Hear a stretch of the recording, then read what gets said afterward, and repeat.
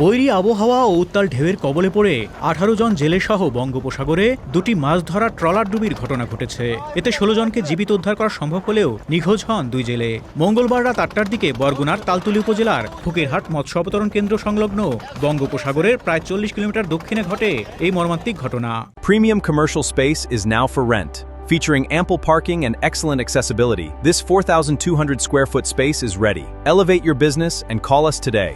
উদ্ধার হওয়া জেলেরা জানান, মঙ্গলবার সকালে তালতলী উপজেলার ফকিরহাট মৎস্য অবতরণ কেন্দ্র থেকে দুটি মাছ ধরা ট্রলার কুয়াকাটা সংলগ্ন বঙ্গোপসাগরে ইলিশ শিকারের উদ্দেশ্যে রওনা হয়। এর মধ্যে তপন জমাদ্দারের মালিকানাধীন ট্রলারে 13 জন এবং আলমগীর খলিফার মালিকানাধীন ট্রলারে 5 জন জেলে ছিলেন। রাতে হঠাৎ সাগর উত্তাল হয়ে উঠলে প্রচণ্ড ঢেউয়ের আঘাতে ট্রলার দুটি দুর্ঘটনার শিকার হয়।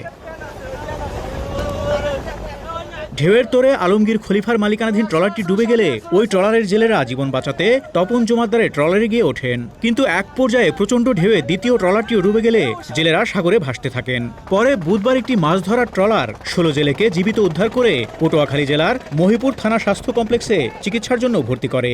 জীবন অবাক না করলে কে করবে? 28% মিল্ক ফ্যাটের অবাক করার সাথে ফ্রেশ মিল্ক পাউডার। জীবন অবাক করুক প্রতিদিন। তালতলী উপজেলা নির্বাহী কর্মকর্তা মোহাম্মদ জাহিদুল ইসলাম জানান, খবর পেয়ে সঙ্গে সঙ্গে কোস্টগার্ড এবং নৌ পুলিশকে অবহিত করা হয়েছে। এদিকে কোস্টগার্ড স্টেশনের কন্টিনজেন্ট কমান্ডার আশরাফুল আলম জানান, সাগর উত্তাল থাকায় নিখোঁজ জেলেদের উদ্ধারের জন্য অভিযান শুরু করা যায়নি।